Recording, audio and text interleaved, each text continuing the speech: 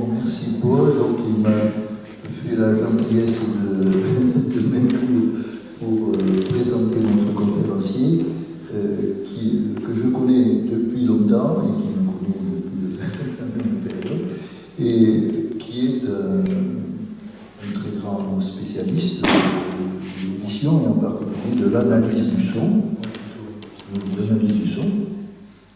et qui est professeur à l'école Louis Lumière de la région parisienne, qui a fait beaucoup avancer ce dont nous allons parler aussi, c'est-à-dire l'analyse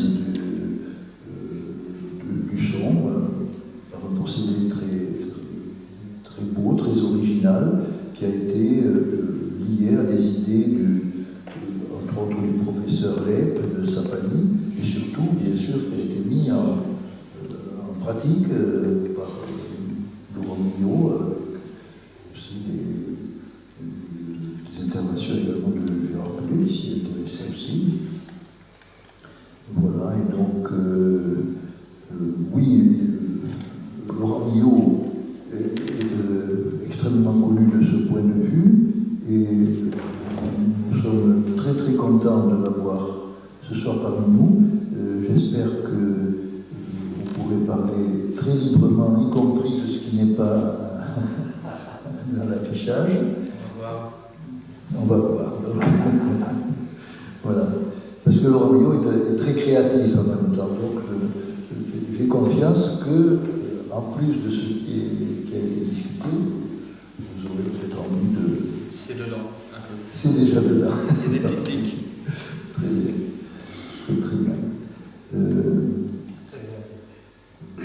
Donc, peut-être vous pourriez dire quelques mots, même déjà, sur votre mise en route dans ce domaine. Donc, en fait, je vais en parler dans la conférence.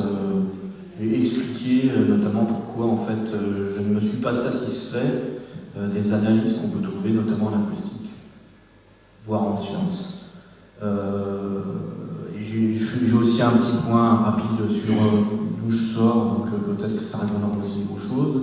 Ce que je pourrais dire par contre, c'est que j'aurais aimé ce soir être avec Gérard Pelé, donc mon collègue qui est lui sur la partie plus philosophique, philosophie des sciences, et bon, pour des raisons personnelles, il ne peut pas venir.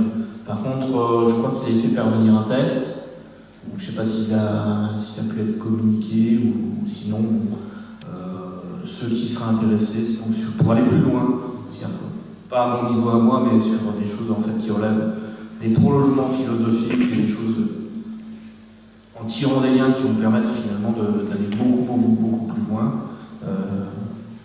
À ce moment-là, vous aurez mes coordonnées et puis je pourrais vous l'envoyer ou le faire parvenir, voire le mettre en ligne aussi. Donc, merci Bernard.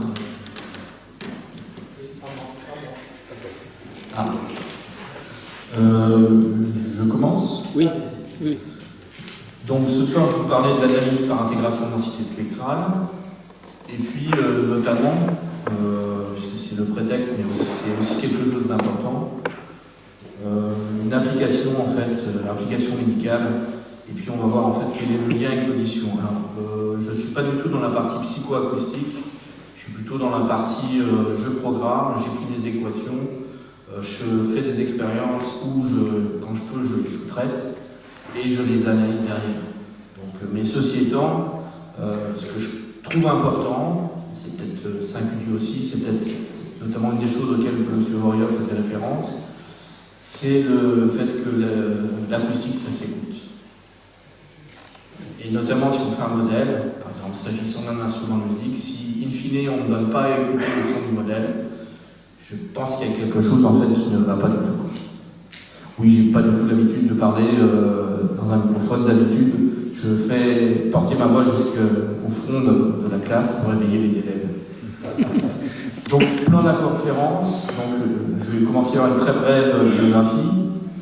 Et puis ensuite, donc, répondre à pourquoi proposer une nouvelle analyse, pourquoi j'en suis arrivé finalement à exhumer l'analyse proposée par Émile Lepp.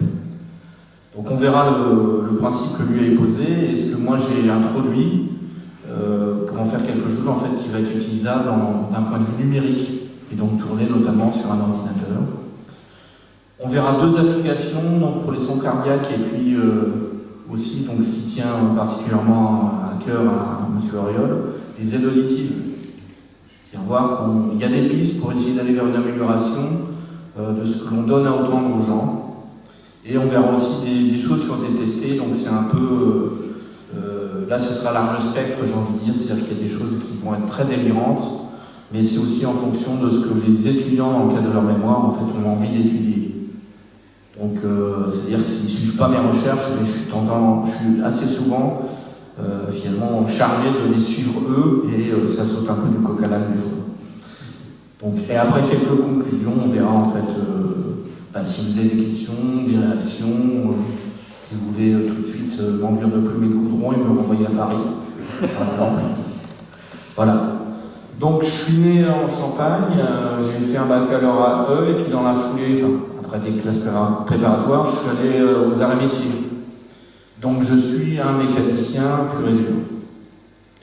Ensuite, quand j'étais à Paris, j'ai découvert qu'il y avait un DEA d'acoustique, traitement du signal, informatique appliquée à la musique. Et avant d'aller rejoindre la grande industrie, je me suis dit que j'avais envie de faire une année et d'étudier un peu ce qui se passait du point de vue de la physique des instruments, puisque notamment moi je jouais de la guitare jazz. Et finalement, mon maître stage, Claude Valette, m'a mis dans les mains un problème qui était comment jouer au moins chromatiquement sur un harmonica diatonique.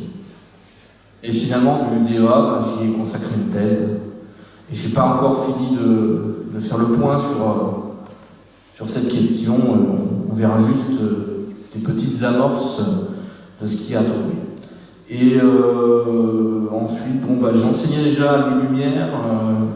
J'enseignais aussi depuis 1998 au conservatoire en formation supérieure métier du son. Ils ont fini par accepter que je sois maître de conférence à Lumière en traitement du signal. Alors pourquoi proposer une nouvelle analyse? Parce que des analyses de signaux, vous allez me dire, peut-être, si vous êtes en mécanique, en physique et ou en acoustique, je ne sais pas s'il y en a dans la salle, qu'il y en a. Par exemple, l'analyse de Fourier, avec l'analyse de Fourier globale, où on va aller regarder ce qui se passe spectralement sur la totalité d'une séquence temporelle. On a aussi l'analyse à court terme qui permet finalement d'aller regarder un petit peu en détail ce qui se passe au cours du temps. Donc en faisant une succession d'analyses, donc de calcul de spectre, éventuellement en recouvrant les petites fenêtres temporelles, c'est quand même une succession de spectres. Donc c'est plutôt que sur la totalité de la durée, on segmente en petits morceaux et on fait la même chose. Et puis il y a des choses qui sont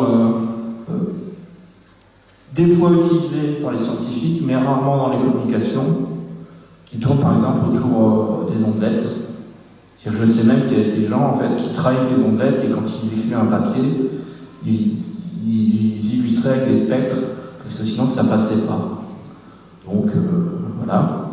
Donc l'idée c'est de dire qu'on a un signal qui va être une approximation basse, voire très basse fréquence, à laquelle on va venir ajouter une série de signaux de détail, à chaque fois dans une bande de fréquence, puis au fur et à mesure on va rajouter une bande de fréquence, une bande de fréquence, une bande de fréquence, tant que c'est pertinent. Donc c'est la vision que j'ai des ondelettes, puisque comme j'enseigne à des ingénieurs du son, il ne faut pas en passer par des projections avec des fonctions test et des fonctions de détail, des choses comme ça, mais plutôt par du vocabulaire ou des notions plus simples, plus en rapport avec leur pratique, qui va être par exemple le traitement du signal et donc le filtrage. Mais bon, ce sont juste en fait des interprétations différentes de la même chose. Alors le problème, c'est que c'était pas satisfaisant pour moi. Déjà par rapport aux choses sur lesquelles je suis tombé pendant la thèse, et puis les choses sur lesquelles j'ai continué, en fait, notamment au travers des contacts avec les étudiants ingénieurs du son. Alors, d'abord, je vais mettre de côté rapidement, on pourra en discuter dans les questions s'il y en a que ça titille. Donc je vais rejeter l'analyse en ondelettes. Alors je vais me baser sur un cas emblématique, qui est l'algorithme de transformer en ondelette rapide. Donc, ce qui se passe, c'est qu'on a un signal. Que ce signal, notamment dans le cadre de celle-ci, mais j'ai mis passe haut, j'ai mis passe bas, mais là, ce qu'on va faire, c'est qu'on va découper en la moitié du spectre aigu, la moitié du spectre bas, et ensuite, comme on n'a plus qu'une moitié de l'ensemble des fréquences, on va sous-échantillonner un facteur 2. Ce qui va nous donner d'abord un premier signal de détail, de fréquence, dans l'octave haute, et l'octave basse, on va la redécomposer avec un passe haut et un passe bas, et après un sous-échantillonnage, donc on diminue le nombre d'échantillons par 2, pour avoir un nouveau signal de détail, mais sur la demi-octave, la demi-sous-octave supérieure, et puis un signal d'approximation qui serait sur la demi-octave inférieure. Donc il y a un signal, on répète ça, avec suffisamment de niveaux, d'étages, où c'est les mêmes filtres. C'est l'intérêt, c'est que c'est d'utiliser à chaque fois en fait le même passe haut, le même passe bas, et à force on va descendre de plus en plus bas jusqu'au moment en fait il n'y aura plus d'échantillons. On s'arrêtera peut-être un peu avant, mais où il n'y en resterait plus qu'un. On pourra aller jusque là, mais bon, ça ne fait pas forcément de sens. Mais l'idée c'est bien d'avoir en fait quelque chose qui est des signaux de détail, des enluminures, puis à un moment donné on arrive sur l'architecture. Et c'est censé donc donner des choses intéressantes. Le problème, c'est que, moi, comme j'ai dit, le son, ça s'écoute. Or, vu qu'on sous-échantillonne, les signaux de détail 1, détail 2 et l'approximation, et ce serait pareil si on multipliait les étages, comme on sous-échantillonne et qu'on ne prend pas de précaution, il y a du recueillement spectral. Alors, à moins qu'il y ait des gens qui aient vraiment envie d'écouter ce que c'est du recueillement spectral, je pense que je dois avoir une application qui permet de montrer ce que c'est dans la phase question-réponse, mais ça veut dire que c'est inutilisable. On va avoir des distorsions beaucoup trop importantes qui vont nuire notamment, par exemple, à l'intelligibilité. Donc si c'est un travail sur l'intelligibilité, c'est mort. Donc, normalement, il y a les étages d'analyse, puis après il y a les étages de recomposition, et les filtres de recomposition, avec suréchantillonnage à chaque fois d'ordre 2, sont conçus pour éliminer le recueillement spectral, à condition qu'on ne touche pas aux signaux de détail et d'approximation. Or, généralement, pour aller faire de la compression de son, et c'est là que c'est utilisé la compression d'image, on va aller trancher dans les coefficients des signaux avec des analyses de Fourier, par exemple, et donc du coup, on va avoir quelque chose qui est de la perte d'information. Mais ce sera peut-être moins sensible du point de vue visuel que du point de vue audio. Donc du coup, moi, j'en veux pas. Donc ça n'est pas utilisable pour moi pour l'écoute. C'est séduisant, mais non. Donc comme il n'y a pas de possibilité pour moi d'utiliser des transformés en ondelettes, dès lors qu'il y a sous-échantillonnage, sans application de filtres anti-recueillement. Donc du coup, je ne suis pas cette voie-là, et donc du coup, je suis parti sur une autre idée. Donc je me suis évidemment aussi penché sur l'analyse de Fourier. Alors pourquoi, ça va être un peu plus long, pourquoi je le rejette? Alors j'ai attaqué, j'ai dit, pendant ma thèse. Donc on va regarder des signaux qui sont mesurés à l'intérieur de l'harmonica diatonique, donc c'est de l'acoustique, je préviens. Alors on a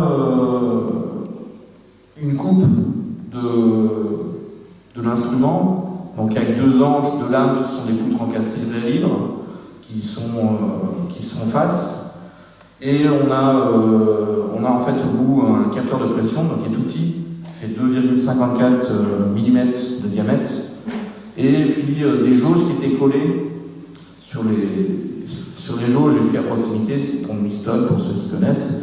Et l'idée c'était de réussir à obtenir en fait un signal qui était représentatif de la déformation, donc du déplacement des anges, et puis de pouvoir regarder ce qui se passait, de confronter ça avec le signal à l'intérieur du canal. Donc on a un microphone qui est tout petit et qui est affleurant parce que sinon il prend des coups d'ange quand on souffle. Donc ce qu'on va regarder c'est un signal qui correspond à un bend. Alors bend c'est la notion de tordre en anglais, et en fait, c'est à l'aspiration, comme il y a deux anges, en allant faire quelque chose qui serait... On va réussir à enclencher une vibration des deux anges, dont une sur un mode non naturel, et on va réussir à avoir une fréquence qui est intermédiaire entre l'ange aigu, qui est l'ange aspiré, qui est un La, et puis l'ange soufflé, qui est un Sol, donc on va réussir à faire un La bémol. Donc c'est une des premières techniques qui est apprise par les harmonicistes, diatonique, c'est pas possible sur un chromatique parce qu'il est clapet en tire-tour, donc on ne peut pas réussir à faire un couplage entre les deux anges. Donc alors, au départ, pour le diatonique, ils n'ont pas mis le clapet parce que ça coûtait moins cher. Parce que c'est le truc qu'on met dans la poche, que tout le monde a, les enfants notamment, il ne fallait pas que ça coûte cher.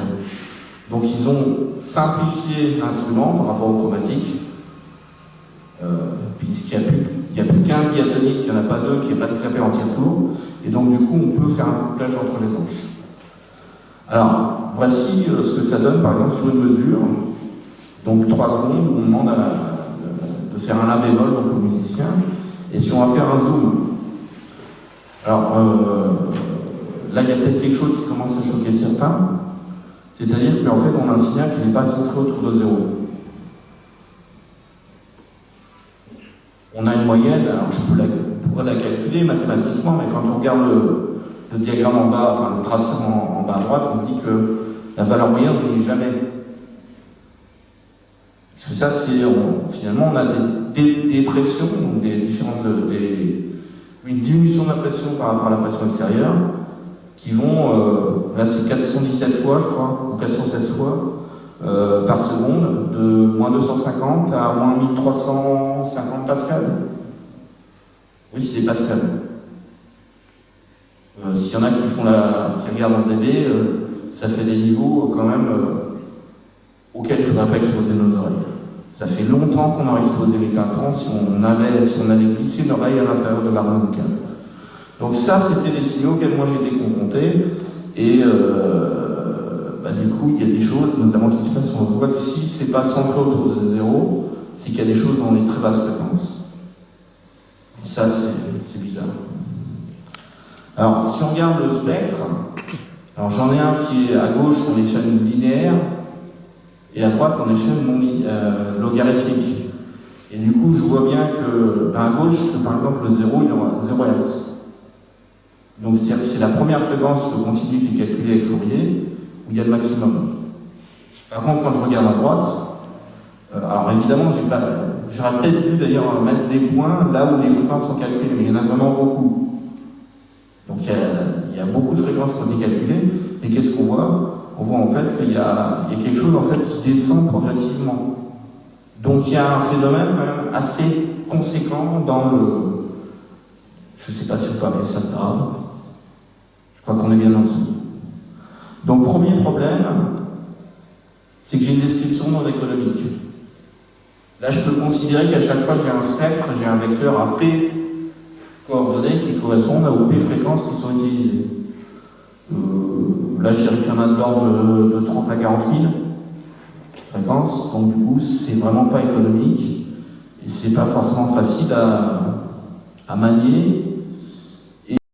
Et du coup, quand on regarde d'un spectre à l'autre, c'est peut-être éventuellement difficile de faire émerger des tendances. Par contre, ce qui est clair avec celui à gauche, le spectre à gauche, c'est qu'on a quelque chose qui est harmonique, potentiellement. On voit des raies se passer régulièrement. Et là, ils vont jusqu'à 20 000 Hz. D'où le nom harmonica. Il y a vraiment beaucoup d'harmonique. Le problème, c'est qu'avec Fourier, avec l'analyse numérique, c'est qu'on ne calcule pas toutes les fréquences. On n'a pas du pouillème de Hertz. On a autant de fréquences que de points qui sont calculés. Donc du coup, on va découper ce qu'on a appelé l'intervalle de 0 à la fréquence de Nyquist, la demi-fréquence d'échantillonnage, avec P fréquences. Donc j'ai P coordonnées, enfin, en fait P sur 2 coordonnées, parce qu'il y a des histoires des exponentielles complexes, et donc du coup, en fait, il n'y a que P sur 2 fréquences qui nous intéressent, mais même P sur 2, ça fait beaucoup de monde, mais pour autant, ça n'est pas suffisant. Parce que j'ai des fréquences qui sont fixes. Donc je n'ai aucune information sur ce qui se passe autour.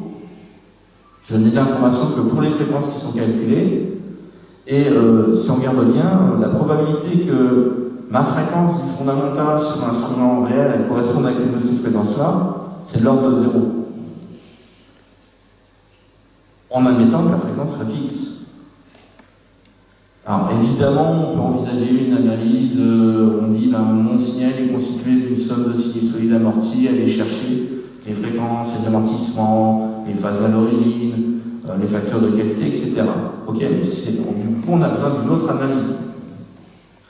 Maintenant, le problème c'est que les musiciens, ils aiment bien, et où ils ne sont pas capables de tenir une note fixe.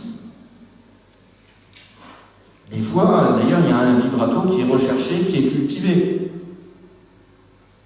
Donc ça veut dire que la fréquence, elle va y être. Et à ce moment-là, donc, ça veut dire qu'avec mon jeu de fréquence fixe, j'ai encore moins de chances de réussir à suivre en fait ce phénomène-là. Donc, pour tout ce qui est le chant, musique, fluctuation, et notamment l'instrumentiste, notamment en fin de souffle, quand on lui demande de tenir une note longue, il n'est pas en mesure en fait de garder, de maintenir la même fréquence. À la fin, ça tombe un peu. Et le problème, c'est que, et là on rejoint les histoires d'audition, c'est que pour l'audition, une répartition régulière de 0, 10, mettons tous les bihertz, etc., ça ne fait aucun sens. L'audition, tout du moins la perception sonore telle qu'elle semble fonctionner, ça ne fonctionne pas du tout comme ça. Ce qu'on a par exemple, et le piano c'est l'instrument le plus juste perceptivement et le plus faux.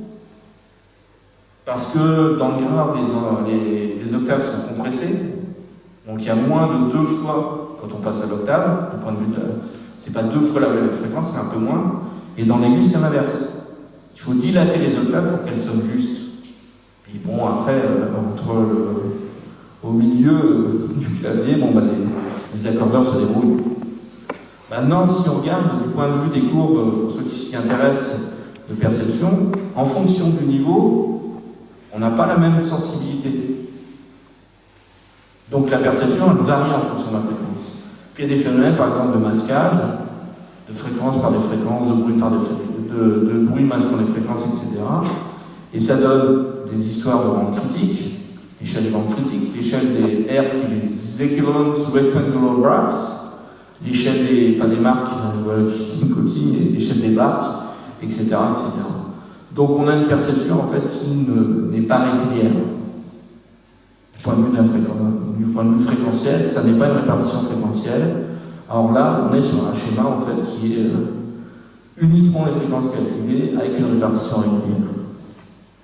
Donc, ensuite, si je veux écouter, alors évidemment, vous allez peut-être me dire, bon, il suffit de mettre toutes les fréquences. Oui, mais si je commence à regarder ce qui se passe localement, il va falloir que j'aille faire le tri. Mais si j'ai, admettons que je ne sois pas très précis, que j'en ai 4096, il va falloir quand même que je jongle avec 4096 composantes. Et décider si oui ou non je la garde, je ne la garde pas. C'est pas possible. Ça n'est pas ergonomique, ça n'est pas simple, c'est théoriquement possible, pratiquement non ergonomique, et donc du coup non. Et puis en plus, si on regarde en fait sur le spectre à droite, le premier pic, on voit en fait qu'il a une certaine largeur. Ça, c'est un phénomène de pollution spectrale. Parce qu'on n'a pas en fait une mesure qui est de durée infinie. De toute façon, le musicien ne tient pas la note. Puis nous, de toute façon, on n'est pas en mesure de la mesurer, on n'était pas là à la Genève, on ne sera pas là à l'Apocalypse, on va dire. Donc, on a forcément une mesure qui a une durée finie. Mais le problème, c'est que si on aurait un pic fin, un pic dit, impulsion directe fréquentielle, si on avait une durée infinie. Sauf que là, on a une mesure en fait qui a une durée finie. Alors on peut dire que ma mesure, c'est comme si j'avais un signal infini, mais que je le multiplie par une fenêtre où il y a uniquement en fait, pendant un certain temps, des valeurs 1. Puis après ça retombe à 0 et avant c'est à 0. Donc que je multiplie mon signal de durée infinie par quelque chose qui a une durée finie. Sauf que si on multiplie qui entend, pour ceux qui ont fait un peu de traitement du signal, ils savent que fréquentiellement, on convolue, on filtre. Donc, à M de N, la mesure numérique, qui serait le produit de la fenêtre W comme window de N fois S comme le signal de N, ben quand je vais regarder ce qui se passe du point de vue fréquentiel, avec la transfert de Fourier discrète par exemple, ben la transformée de la mesure, c'est la convolution de la transformée de la fenêtre rectangulaire par le spectre du signal que moi je veux. Alors là, je vous préviens, le transparent d'après il est un peu violent, mais après je vais faire une figure, ça va s'éclaircir je pense. Donc, si je passe vers un signal monochromatique, donc une seule fréquence, le continu, c'est censé être un pic en zéro. Donc une impulsion de Dirac numérique en zéro. Et maintenant, je sais que si je multiplie mon signal par un exponentiel complexe, fréquentiellement, ça revient à déplacer, translater en fréquence le signal. Donc si je prends une fréquence qui correspond à l'indice K0, c'est-à-dire K0 sur grand P fois sur grand P le nombre de fréquences multiplié par la fréquence d'échantillonnage. Donc si je prends ce K0 là, bah, multiplier ou considérer l'exponentielle de PJ K0 n sur P, ça revient à avoir un Dirac qui est situé en K égale K0. Donc pour l'exponentiel complexe, si j'ai mon exponentiel, j'ai un pic unique numérique, un beau pic en delta égale K moins K0. Sauf que moi, c'est pas ça, j'ai mon signal multiplié par ma fenêtre. Parce que j'ai toujours une durée limitée. Et à ce moment-là, ce que j'obtiens, bah, c'est la convolution du spectre de ma fenêtre par mon Dirac décalé. Et ça, qu'est-ce que ça donne? Bah, ça donne une version décalée du spectre de ma fenêtre. Sauf que le spectre de ma fenêtre, bah, il ne ressemble pas à mon impulsion de Dirac. D'où la pollution spectrale. En fait, si on prend une fenêtre rectangulaire, ça donne presque, quand on regarde ce qui se passe du point de vue de l'amplitude, un sinus carpien redressé. C'est le sinus X qui est atténué, donc à gauche et à droite, enfin nous on regarde juste la partie positive, et donc du coup on remonte les niveaux négatifs. Donc un gros lobe, un petit lobe un peu plus large, un autre petit lobe amorti, etc. etc. Donc du coup, au lieu d'avoir un pic, j'ai un sinus cardinal redressé, centré sur la fréquence qui m'intéresse. Sauf que vous allez me dire, vous êtes bien gentil, mais un signal avec une seule fréquence pour faire de la musique, c'est quand même pas terrible.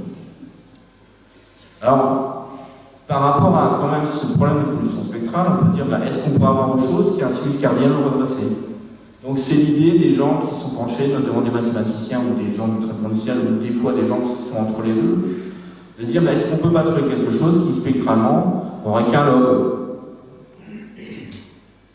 Donc du coup, c'est les fenêtres de pondération dites de Hahn, Hamming, Blackman, Harris, il y en a plein, et chacun choisit la sienne.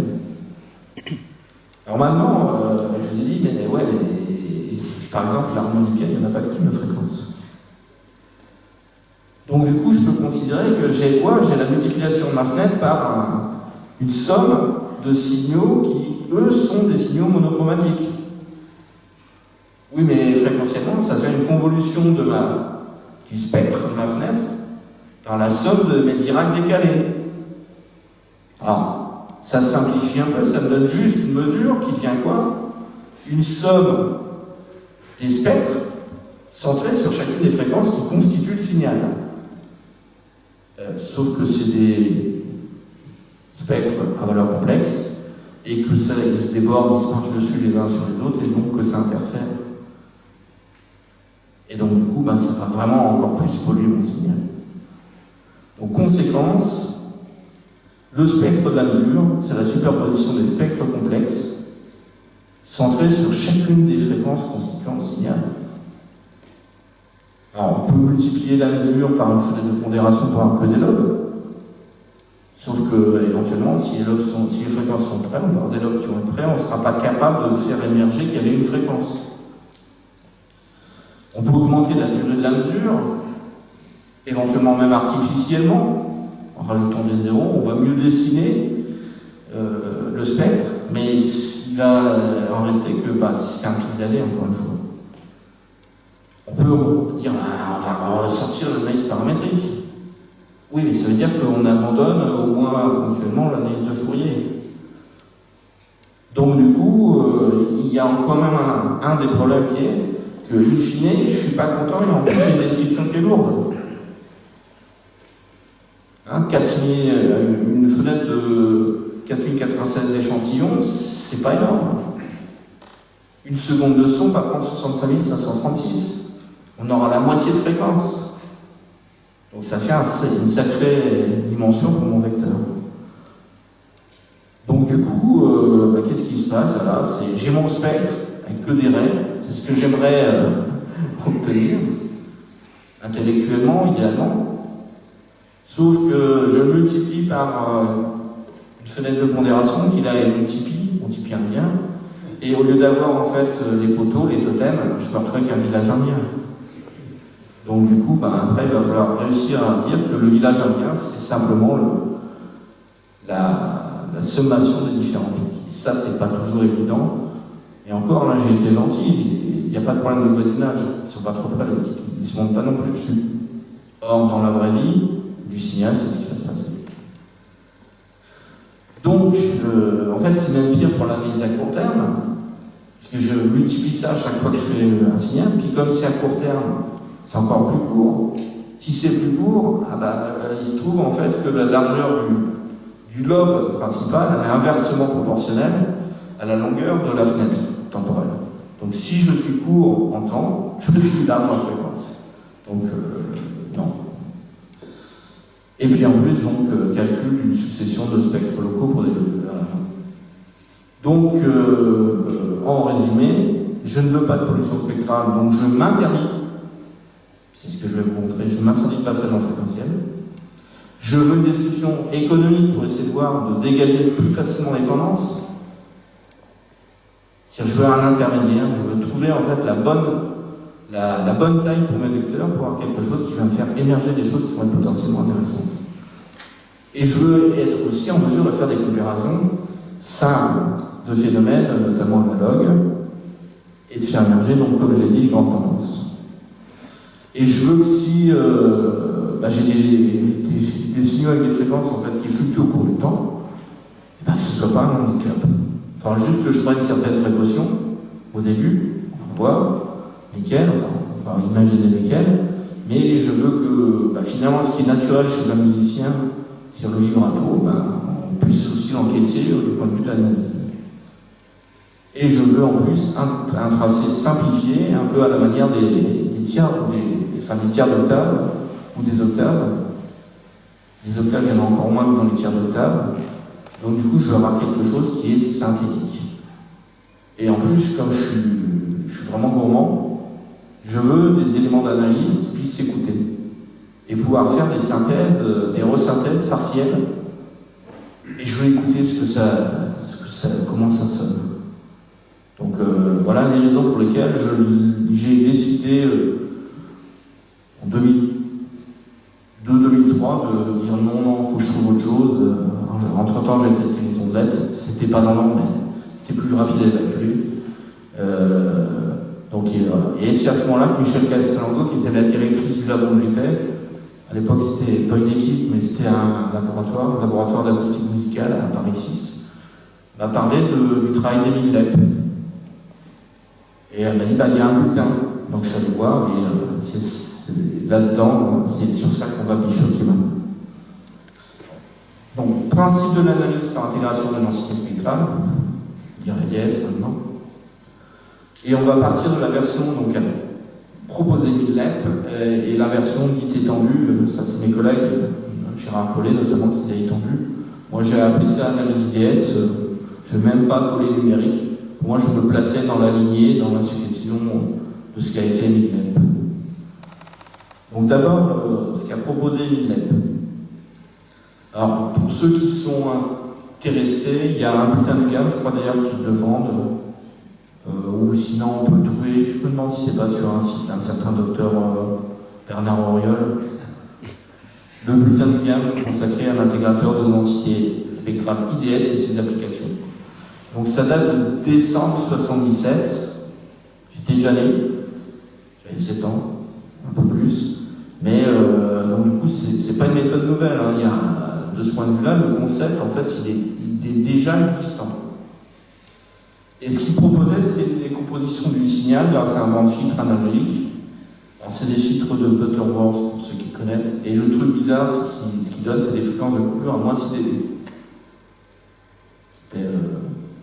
D'habitude, les gens, c'est moins 3 dB. Lui, dans son article, c'est moins 6 dB.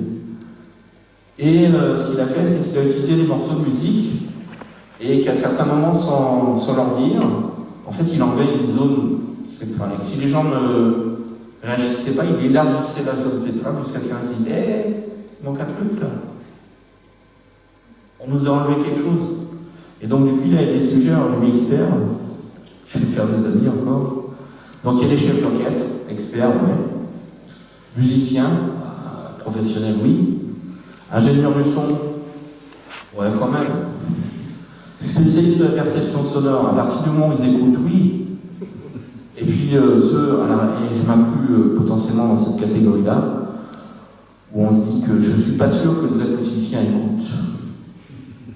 Puisque la plupart ne passent leur temps qu'à regarder des formes d'ondes ou des spectres de Fourier, et puis quand ils font des mesures, vu qu'ils balancent des choses comme un signal sinusoïdal, la fréquence varie ou du bruit rose, ils évitent d'écouter. Donc je ne sais pas si les acousticiens sont au même rang que les autres experts. J'aurais tendance à dire que non, personnellement. Alors ce qu'il avait proposé, Millet, c'était sur la base de ces tests répétés, c'est un découpage irrégulier, comme on va le voir, qui comportait 8 secondes. Alors il y a ce qu'il a appelé les basses, 50-200 Hz. Ensuite 200-400 les graves. Là vous remarquez 50, 100, 100, 200, on a quelque chose qui est de l'ordre de 2 octaves, puis après ça passe à une octave. Après 400, 800, on a une octave, le médium grave. 800, 1200, c'est pas tout à fait, mais c'est peut-être un rapport de 15, etc. À voir, mais donc du coup on voit qu'on a une répartition en fait, et ça va se confirmer, qui est pas régulière. Donc il y a le médium, 800, 1200, 1200, 1800 Hz, kHz pardon. Enfin 1200, non, 1200, 1800 Hz, le médium aigu. 1800, 3000, une zone où on est potentiellement très sensible. C'est là où il y a le sifflet du gendarme. On entend vraiment très bien, ça émerge dans peu de circulation parce que il y a un pic dans cette zone-là, donc ça nous ravit les oreilles. 6000 Hz, 3000, 6000, c'est sur aigu, et 6000, 15000, ce qu'il a appelé la stridence. Donc on trouvera peut-être certaines sirènes, notamment avec des sons tout à fait agréables. Les aspirateurs aussi, il y a pas mal de contenu dans le 6000, 15000. On a fait des tests au laboratoire sur la classification des sons d'aspirateurs pour voir quels étaient les défauts irrémédiables. En fait, il y a quasiment tout jeté au niveau des sons qu'on nous a fait écouter. Ça durait 45 minutes à écouter des sons d'aspirateurs au casque à fond. Un vrai plaisir. Et donc, en plus de cette décomposition, il proposait des tracés. Il n'y avait pas d'écoute. Mais le tracé, c'était, c'est de là que vient le terme intégration de densité spectrale, c'était l'énergie. Il faisait une intégration d'énergie en fait dans la seconde. Donc il y a des filtres passe-bande, et puis dans la seconde, il y avait un intégrateur à la fin, et donc ça permettait de faire une accumulation, l'intégration, et puis en divisant par rapport à ce qu'il y avait dans le signal total, ou la somme des énergies dans chacune des bandes, on pouvait en fait calculer l'énergie relative, exprimée en pourcentage. Donc, je remets mes deux spectres, et voilà ce que ça donne pour le LEP de l'époque, donc de 50 à 15 000 Hz. Et là, on voit en fait qu'on a une énorme zone centrale entre 400 et 400-800. Il y a des choses un petit peu derrière, et il n'y a rien avant entre 50 et 400. Il n'y a rien. Sauf qu'on n'a pas l'information sur ce qui se passe entre 0 et 50 Hz. On voit bien qu'il y a un 0 Hz dans le spectre en haut à gauche, puis qu'il se passe des choses entre 0 et au moins 50 Hz dans le spectre de droit en échelle semi-logarithmique. Par contre, on a une description synthétique, hein. On a 8 coordonnées. Bon, c'est un peu trop par rapport à les vecteurs dont on a l'habitude, hein, x, y, z, 3 coordonnées. Mais bon, on est passé de plusieurs milliers, voire dizaines de milliers, voire plus, à 8. Ça devient assez économique. Par contre, est-ce que c'est pertinent d'utiliser des pourcentages? C'est la question que je me suis posée. Tout de suite, je n'étais pas satisfait. Parce que quand on fait des comparaisons en pourcentage, c'est moins facile, j'ai envie de dire, enfin, même si on aime bien sur les plateaux télé notamment, mais le problème c'est qu'est-ce qui se passe si j'ai une bande qui a énormément d'énergie? Avec les pourcentages, elle écrase tout le monde, et donc du coup, je vais avoir quelque chose qui est presque caricatural. Genre, une énorme bande, puis quasiment plus rien à côté. Et peut-être que dans la comparaison, c'est ce qu'il y a à côté. Il va y avoir des choses intéressantes. Peut-être que là où il y a énormément de choses, une fois qu'on aura dit qu'il y avait beaucoup d'énergie, on ne pourra pas aller plus loin. Mais que le détail entre les différents sons, ce sera dans ce qui est écrasé. Et puis, il n'y avait pas d'écoute, mais c'est la technologie qui ne permettait peut-être pas à l'époque, et certainement pas, donc, ni s'agissant de ce qui se passe dans une bande, ni de ce qui concerne une neurosynthèse, donc partielle. Et donc c'est là que moi j'ai commencé à apporter ma pierre. Donc analyse étendue, principe retenu, version numérique utilisable sur un ordinateur, filtre numérique sans distorsion de phase, parce qu'on peut le faire. Du coup ça donne des filtres où je passe de 0 dB FS full scale à moins 80, 5 Hz sur l'ensemble des sous-bandes avec le. Et par contre, j'ai des filtres, pour ceux qui connaissent, il y a plus d'une seconde pour la réponse hallucinale. Donc en termes de calcul, c'est musclé. On peut écouter les bandes, c'est ce qu'on va faire, et on peut faire de la synthèse. On peut sauvegarder les bandes dans des fichiers audio, ou pas. On peut choisir aussi le découpage. Évidemment, au départ, je suis parti sur SolidLab, mais après j'ai pris des choses différentes, qui n'étaient pas les sons musicaux. Et du coup, on va voir que ça peut aller beaucoup plus loin. Donc le portrait IDS, pour moi, maintenant, ça va être les poids relatifs des énergies cumulées. Donc je fais la somme des carrés des échantillons par bande. Je fais la même chose pour le signal original. Je divise par la somme cumulée dans la bande par la somme cumulée pour tout le monde. Et je bascule ça en log. Et je donne aussi le niveau d'énergie moyen, des BFS. Donc, nos spectres, on est toujours sur le Ben, voilà ce que ça donne. On a une description économique, on s'aperçoit d'un truc où beaucoup d'acousticiens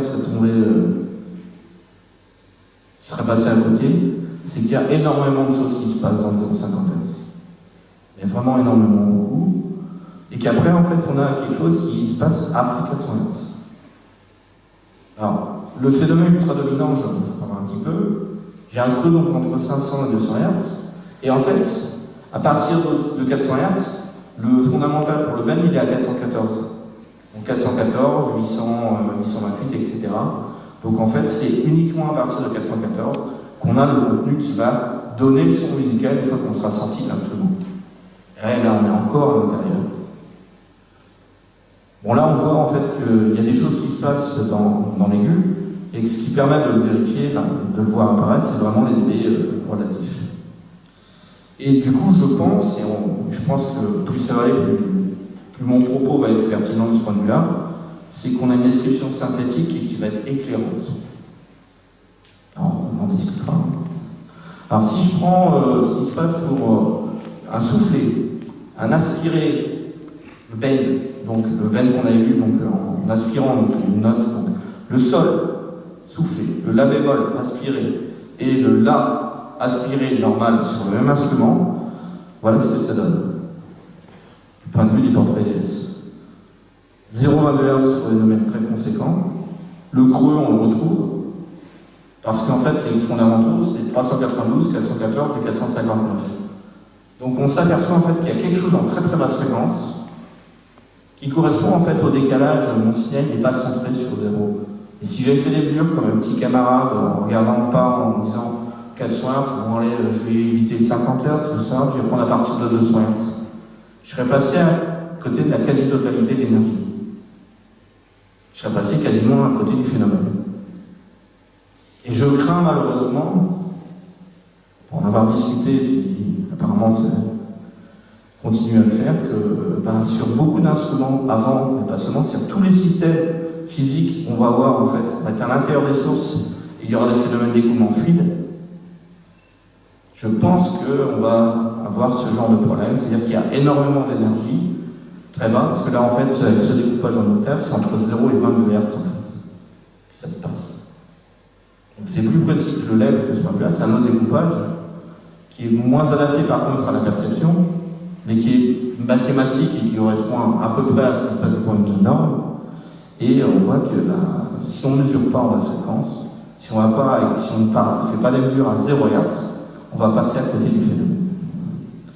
Alors, donc le signal soufflé, le global, et puis à droite, le signal en fait à l'intérieur, donc des pics qui vont de 300 à 1200 pascal.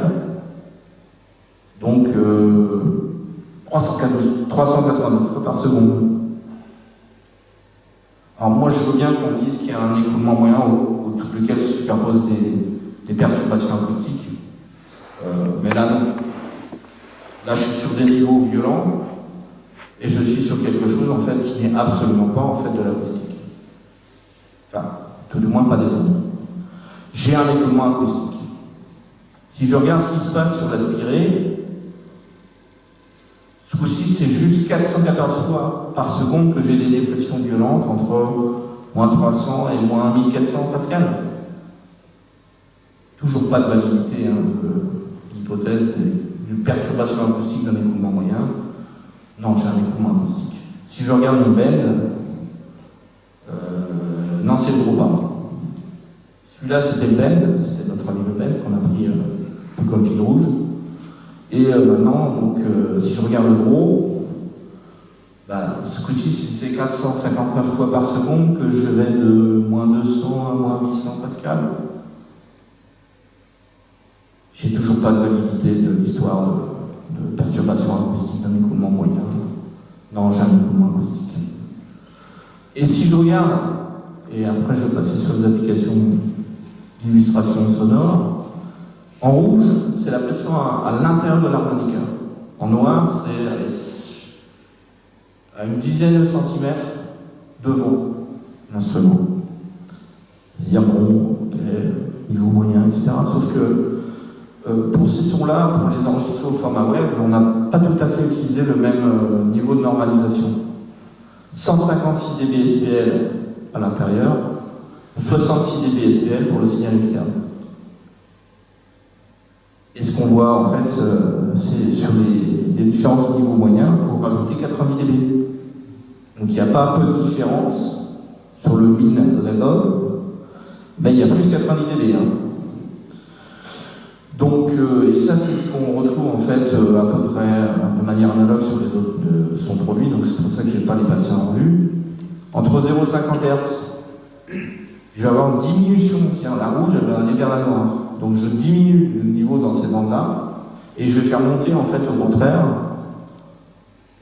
l'énergie en fait au-dessus de 200 Hz, parce que là 200 Hz, vu que j'ai un fondamental pour une des notes qui est à 390, donc c'est pour ça que j'ai de l'énergie en fait dans la bande 200-400. Et j'ai toujours un creux qui remonte un peu, ça l'est moins creux, mais il est quand même. Donc, mais on ne peut pas séparer en deux phénomènes en disant là, on aura envie de couper au milieu en disant il y a ce qui se passe entre 0 et 50 et ce qui se passe au-dessus de 400, enfin 200. Non, c'est pas possible. Alors en interne, on a un tout petit volume, il y a des jets soit à l'intérieur, soit à l'extérieur, suivant qu'on aspire ou qu'on souffle, il y a des turbulences, etc. Il y a beaucoup d'énergie qui est dissipée, c'est pour ça qu'on passe en fait d'un facteur de normalisation 56 dB SPL à 66 dB SPL, 90 dB SPL qu'on perd. Et en fait, ça permet de justifier, c'est pareil sur d'autres instruments de musique, il y a tellement de répartitions à l'extérieur qu'on peut étudier l'instrument ou le dispositif physique en supposant qu'il n'y a pas de son qui est rayonné. Parce que 90 dB d'atténuation, dans le cas d'une première approximation, considérer que l'instrument de musique ne fait pas de son. Pour étudier son fonctionnement interne, c'est ce qui va être suffisant. Alors, la resynthèse, on y est. Tout a été fait en fait au moment de l'analyse. Donc il y a juste à faire un mixage. Je prends pas les sons, je prends pas les sous-bandes. Et donc du coup on va regarder d'abord pour un extrait musical ce qui se passe. Alors le découpage, non en fait je prends celui de David Lepp. C'est plus simple, il y en a moins de bandes. Et comme ça on sera dans l'esprit de Lepp. Donc on va écouter le contenu des sous-bandes pour un son, des resynthèses partielles, une comparaison originale-resynthèse pour voir que on n'entendra pas les différences a priori. Enfin, jusqu'à présent je n'ai pas entendu, je ne sais pas si j'aurai malchance ce soir. Et quelque chose qui va être de l'ordre de l'approximation subjective versus l'approximation objective. Je vais vous expliquer. Mais allez, le son.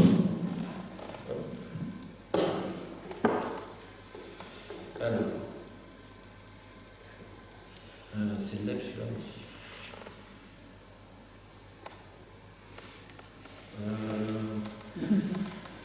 Ouais. Donc si Clapton ça vous va, on va prendre Clapton. Alors l'original, un tout petit bout. Attendez.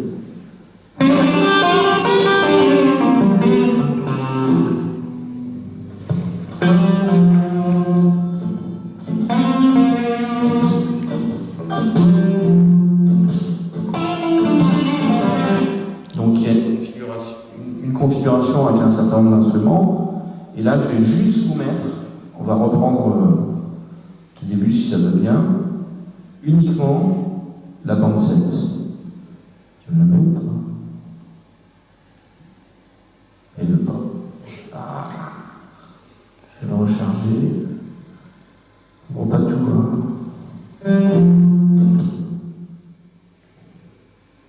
Il ne la met pas. Bon, alors on va essayer autre chose.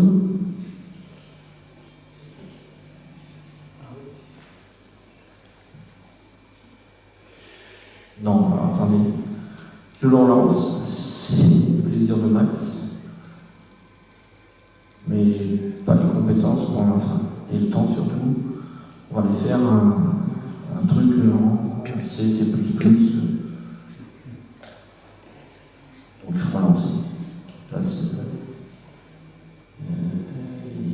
d'accord. Ça marchait très bien, ça ne veut plus.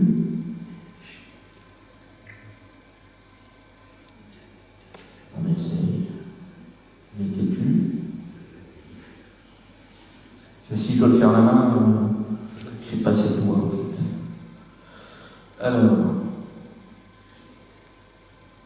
je lui dis où aller chercher ce petit. Donc on va rester sur Clapton. On va voir si Clapton. Oui. Non. Voilà.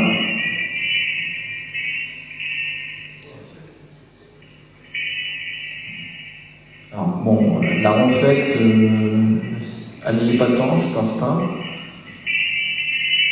Mais ça, c'est ce qu'on a dans la zone de plus grande sensibilité de l'oreille. C'est pas juste que j'ai mis moins fort le morceau. Hein. Le morceau, c'est... Je vais le baisser un peu. Et du coup, on va parcourir ce qui se passe. Alors là... On n'entend rien.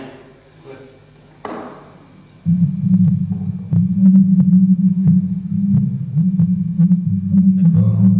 On entend là. Ah oui, je lui dis de boucler. Donc là, c'est 200-400. 400-800.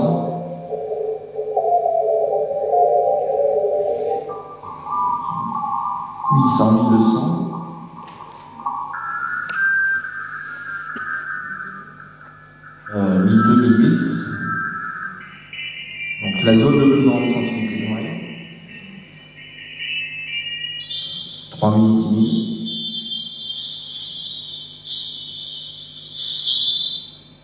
Là, 6000, 15000. Et après, la bande pour les jeunes. Moi, j'entends rien. Vous, je sais pas. Mais... Voilà. Alors, ce que je vous ai dit, c'est...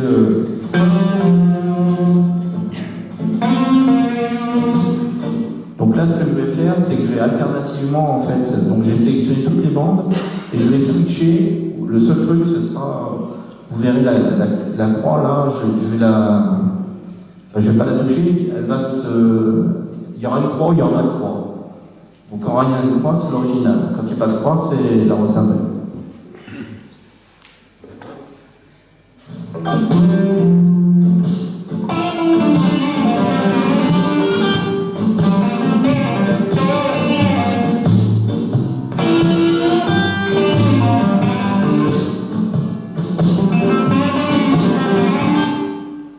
Vous m'avez entendu switcher? Si vous avez regardé la croix, vous avez vu qu'il y a même un moment, j'ai furieusement cliqué. Non, on n'entend rien, parce qu'il y a une précision telle que, en fait, nous, on n'y est pas sensible. Il y a des erreurs de calcul, on n'y est pas sensible. Donc, reconstruction quasi idéale, enfin, perceptivement juste. Alors maintenant, ce qu'on va faire, un truc rigolo, c'est qu'on va reconstruire le son. Alors, on va d'abord le reconstruire en mettant celles qui sont importantes. Donc par exemple la 2. La 6 va bien. La 6, 4.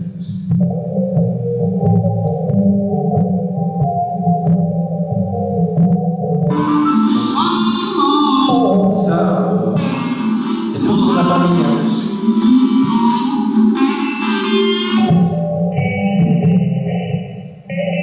Ah non, je suis trompé, il faut d'abord mettre la 3.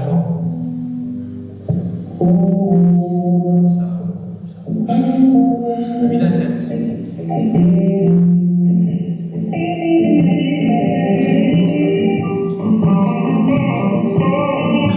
Tout ce qu'on a oublié.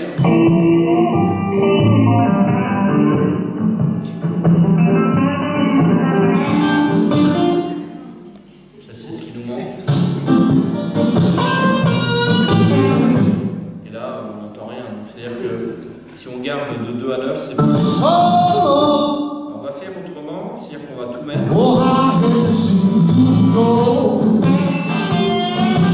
Et ce qu'on va faire, c'est qu'on va enlever, puis voir si c'était important ou pas.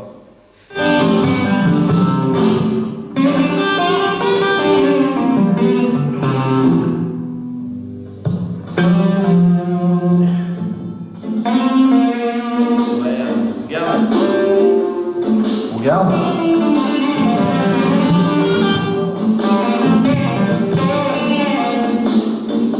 L'arrière, on peut s'en passer.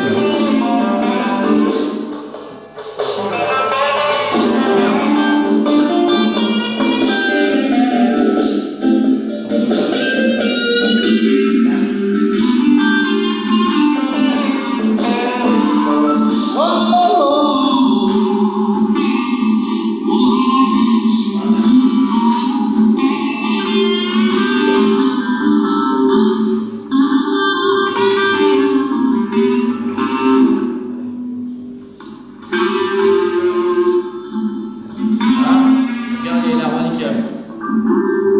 On garde pas.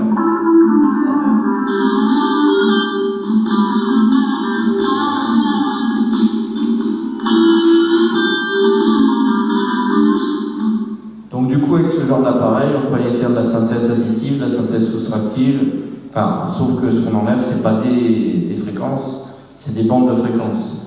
Et du coup, vérifier si ce qu'on entend, ce qui est perceptivement important pour l'audition, correspond à des zones où il y a beaucoup d'énergie. Par exemple, si on avait fait ça sur l'harmonica, les sons, le 0,22, 0,50, on leur a enlevé, en plus c'est mauvais pour les enceintes, parce que ça fait BAM.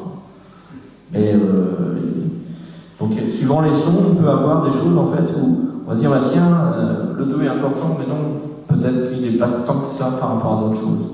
Donc, influence de la perception. Donc je reviens sur l'autre. Donc ça c'est... Alors, première application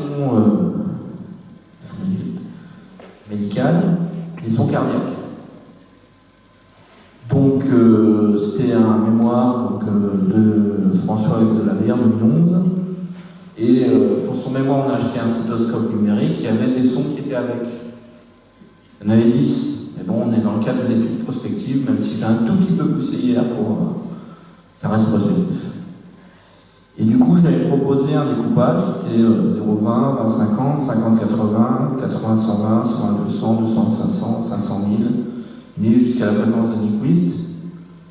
Et l'idée, c'était de regarder ce que ça donnait des points de vue des resynthèses et du contenu des sous-bandes fréquentielles. Alors, hop. Du coup, je lance le deuxième.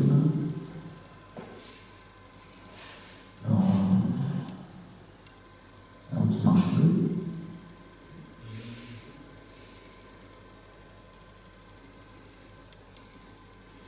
Il m'a gardé l'autre. Stétos comme stéthoscope. On a fait originalement.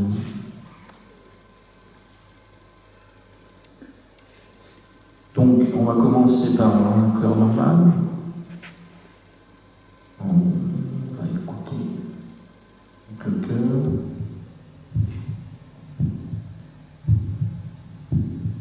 Donc ça, c'est tout le cœur. Et maintenant, je vais écouter juste deux. On ne peut pas pousser plus fort parce qu'après, on monte la ronflette et je ne sais pas si c'est mieux. Attendez, je vais le mettre, faire tourner en boucle. On était sur 2, donc 20-50, 3 maintenant.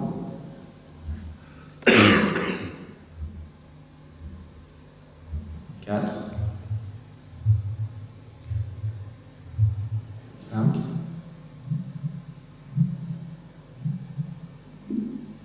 6,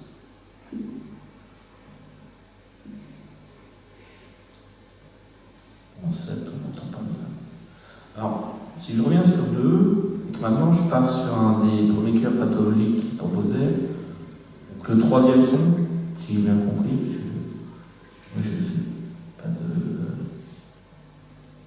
Qu'est-ce qu'on entend par rapport à l'autre? Là, parce qu'en fait, ce qui était en 2, ça s'est déplacé en 3. 4, il y a quelque chose.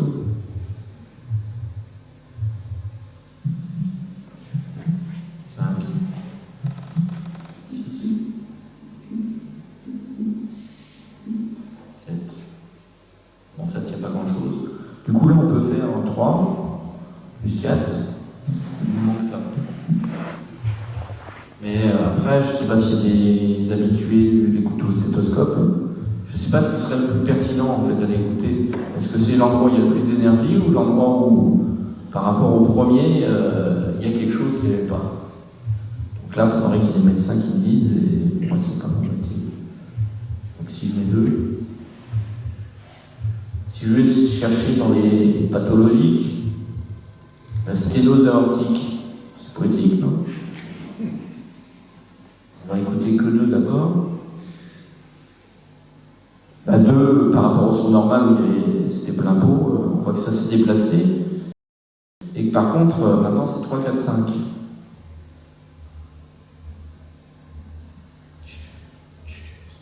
On a le galop.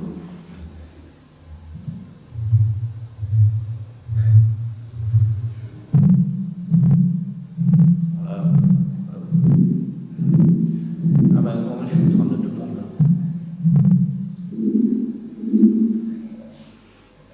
Ah, il y a 7 maintenant. Si on en prend un autre, là, la sténose mitrale.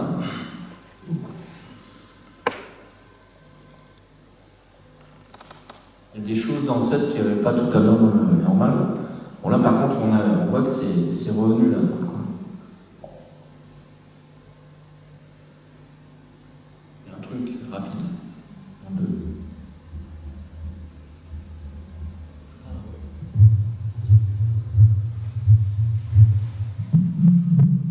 Et du coup, on peut faire.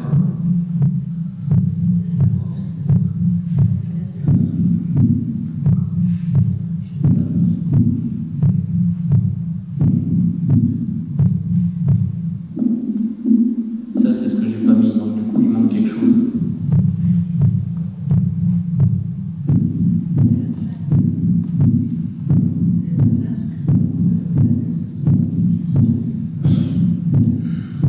Donc, ce qu'on voit, je pense assez clairement, c'est qu'on peut aller faire un zoom, qu'on va pouvoir aller écouter et affiner, proposer en fait des choses.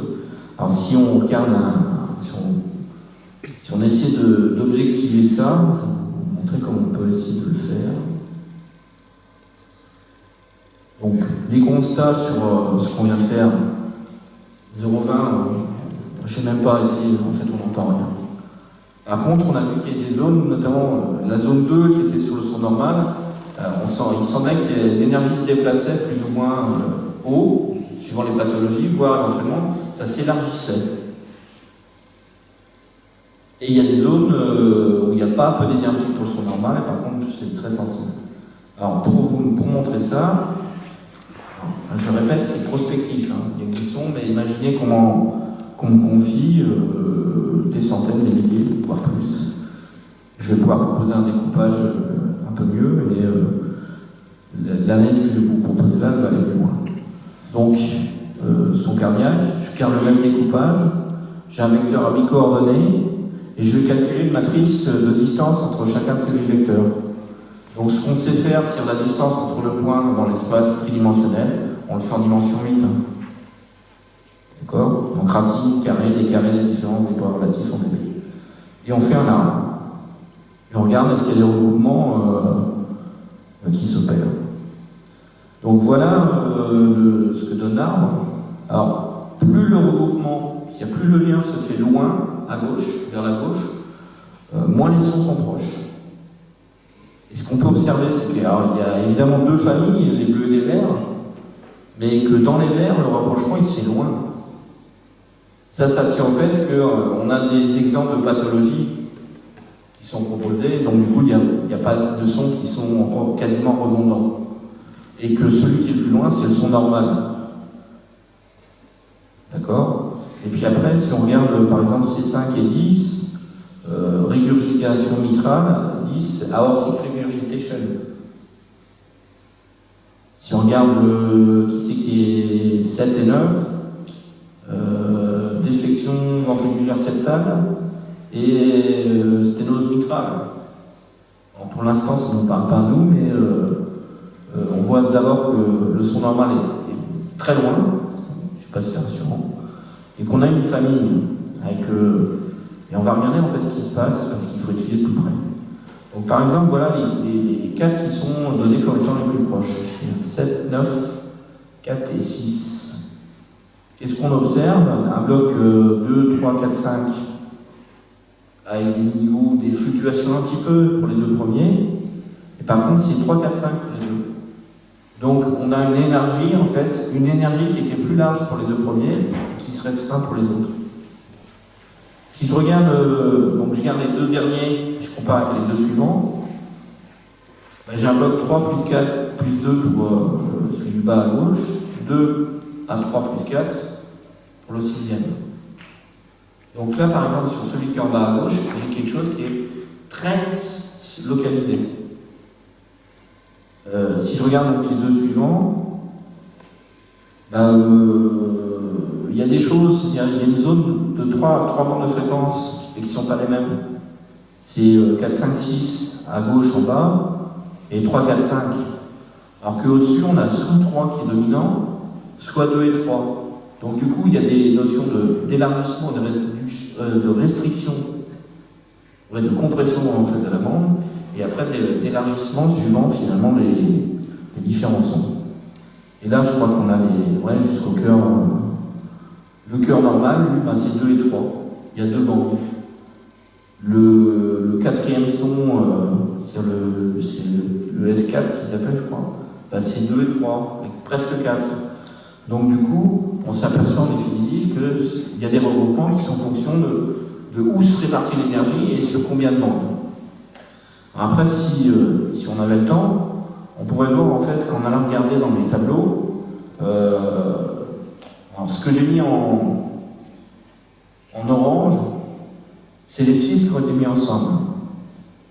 Alors les deux premiers, par exemple, on dit, bah, tiens, d'un côté rhumatisme articulaire aigu, de l'autre côté malformation congénitale et infarctus du myocarde. Mais si on regarde le troisième, il y a rhumatisme articulaire aigu et malformation congénitale. Et puis le suivant, il est quoi? Infarctus du myocarde.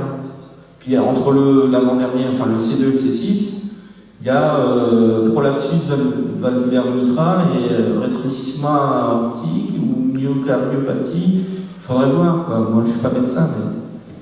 Par contre, donc, on voit en fait que de temps en temps, au fur et à mesure, en fait, il y a de plus en plus de symptômes ou de constats qui sont faits, donc du coup, c'est aussi pour ça qu'ils sont placés de plus en plus loin. Il y a de moins en moins de choses en commun. Mais du coup, intéressant à mon avis pour former un écoutostéthoscope, possibilité de détecter certaines pathologies en allant se concentrer sur les bandes.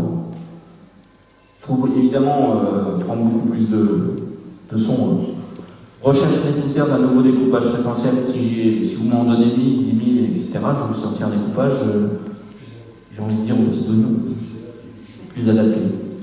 Et je pense qu'on verra apparaître des corpus de famille. C'est-à-dire que là, ceux qui ont été mis ensemble, il y a déjà des choses qui étaient plus ou moins en commun, mais je pense qu'on aura quelque chose qui sera beaucoup plus fin et où on aura des choses proches.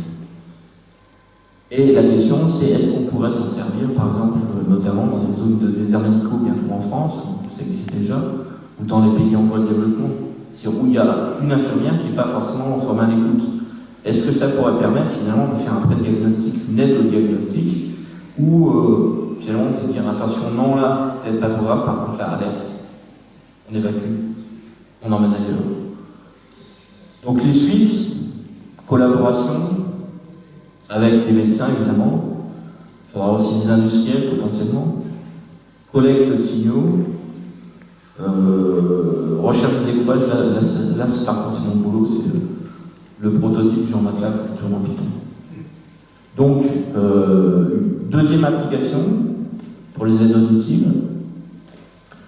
Donc la source c'est deux mémoires, la source pour ce travail-là, pour l'utilisation de l'IDS, c'est deux mémoires qui ont été faites en 2017-2019 en collaboration, en co-direction avec le docteur Auriol.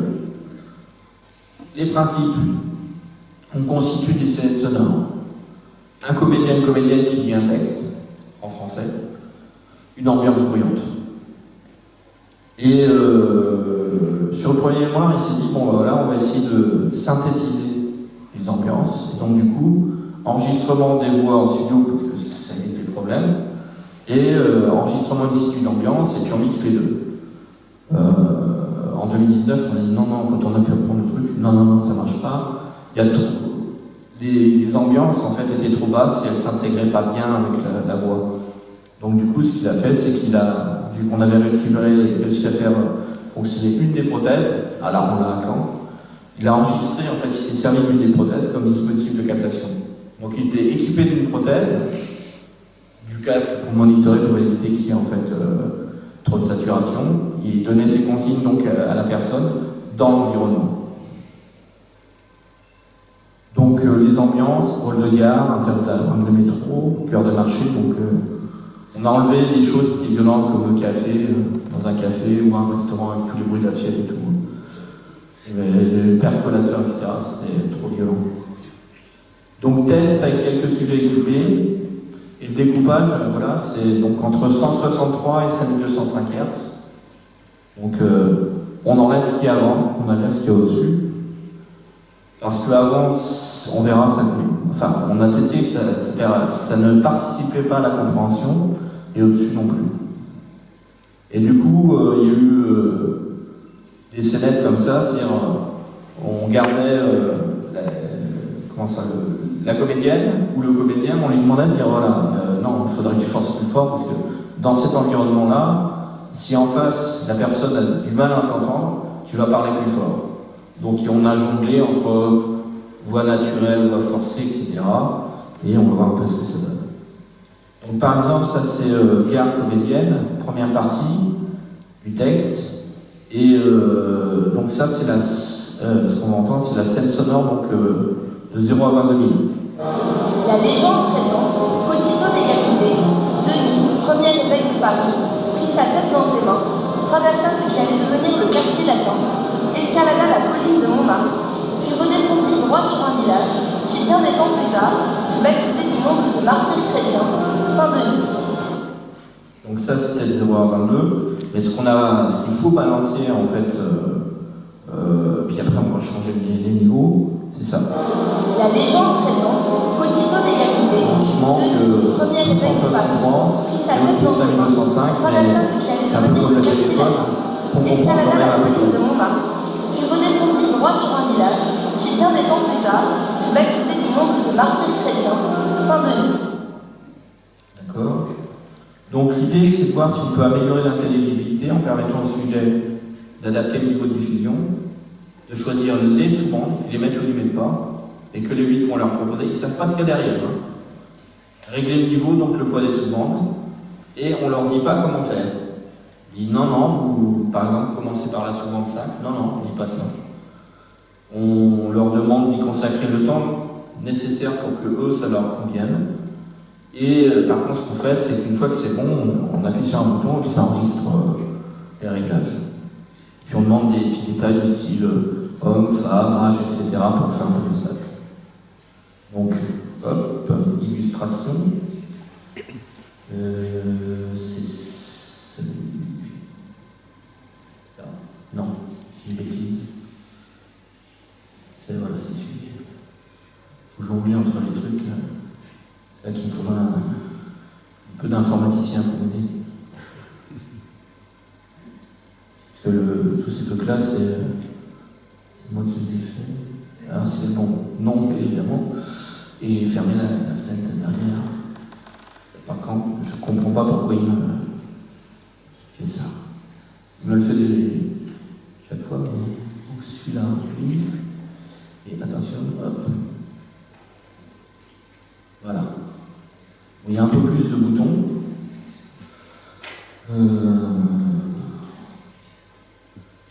Donc on me dit où aller chercher. C'est pareil, ça c'est pénible. Donc ça c'est bon. Donc prenons, vous avez quoi? Le marché, le métro, la gare, s'il vous plaît. La gare. Avec un homme ou une femme? Une femme. Une femme.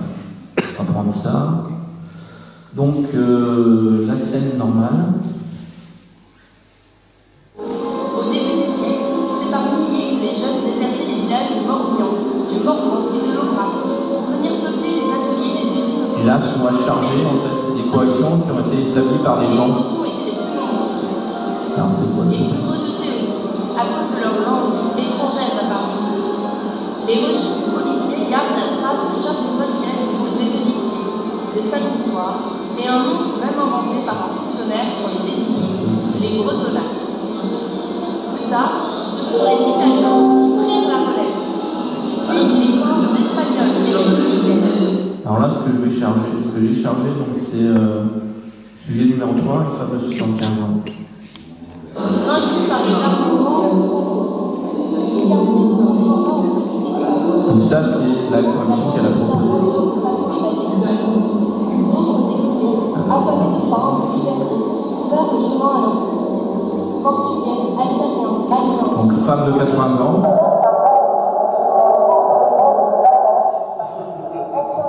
Ok. C'est assez différent. Femme de 78 ans. Très bien. Encourager les jeunes qui savent le vent, grandir les vainqueurs de la vie. Toutes les couleurs, tous les drapeaux, toutes les luttes, comme les hommes et les enfants à marcher, avant d'être le nom d'un marché. Ça, donc, c'était une femme de 71 ans et un petit jeune hier en préparant le truc. Ah ouais. Au début du siècle, c'est parmi les jeunes désertés des villages du Morbihan, du Morvan et de l'Aubrac pour venir peupler les ateliers. Donc voilà le genre de choses. Donc Donc ils ne savent pas en fait ce qui se cache derrière les sous-bandes. Par contre, ceux qui règlent. D'accord? Donc si je regarde un truc. Hop. Alors si on regarde, voilà le genre de choses que ça donne. Donc à chaque, donc vous avez quatre scènes différentes. Alors en rouge, c'est la médiane. Et non, je dis une bêtise. En rouge, à trait non interrompu, c'est l'original, et en trait mixte, c'est la médiane. Le reste, c'est les corrections proposées par chacune des personnes. Donc, qu'est-ce qu'on peut voir? C'est que ça part dans tous les sens. Donc, potentiellement qu'il faut individualiser et où il y a eu un problème. En fait, ça va être les deux. Donc, variation conséquente, euphémisme dans les réglages arrêtés. Donc, correction universelle pour l'instant, c'est non. Ça ne fonctionne pas bien pour les personnes appareillées. Alors, ce qu'on suppose, c'est que la prothèse modifiée ne diffusait pas des niveaux suffisants pour certains. Du coup, ils ont fait un réglage essai-erreur, et puis, vu leur âge aussi, ils n'aimaient pas trop l'interface avec plein de boutons, même si il ne fallait pas cliquer sur l'écran, c'était une table de mixage. Donc il fallait juste pousser des tirettes. Donc c'était déjà moins difficile. Et par contre, il se peut en fait que par rapport à la découverte de l'objet, les sons et les scènes proposées soient déjà un peu trop agressifs, trop difficiles en fait. Enfin, moi c'est mon hypothèse. Par contre, ils étaient tous intéressés, ils disaient ouais d'accord, mais ça sort quand? Donc justement, phase exploratoire, donc industrielle, pour pouvoir tester ce qui se passe et pas avoir de problème avec quand on intervient sur l'humain puis qu'on balance des sons violents. Mettre en œuvre idéalement le tout en temps réel, donc là il y a du travail. Avoir une... dans une tablette ou un petit téléphone ou un petit boîtier dans la poche, là il y a du travail. Avoir une interface simplifiée, donc, notamment avec ces petits doigts en plus, ou ces gros doigts on y arrive. Et par contre, commencer par les escales. Typiquement, des scènes représentatives de la vie courante où il y a déjà des soucis. Dans le salon, écouter son conjoint, sa conjointe, ses amis, ses petits-enfants, tiens, par exemple. Mener les tests, et puis sur la base du retour, essayer d'améliorer ça. Et seulement repartir après sur des trucs comme un peu agressifs, comme le métro, un cocktail, une ambiance de cocktail, plein de gens qui parlent et tout, c'est infernal. Mener donc des sujets à ce moment-là avec des tests, avec des sujets, non pas mener les sujets, mais mener des tests avec des sujets qui connaîtraient. Et ce que je vois, c'est que ça peut être fait en 2 temps, après. Pour la phase de mise à disposition du public, voire notamment avec les histoires ils ont des dispositifs d'écoute directive. Ça peut être intéressant peut-être. Passer du prototype au dispositif commercial. Alors, avec après une offre universelle, des découpages ou des jeux de sous-bandes pertinents pour une utilisation universelle, proposer une interface de réglage simple qu'on n'ait pas besoin tous les 3 semaines de retourner chez l'opticien.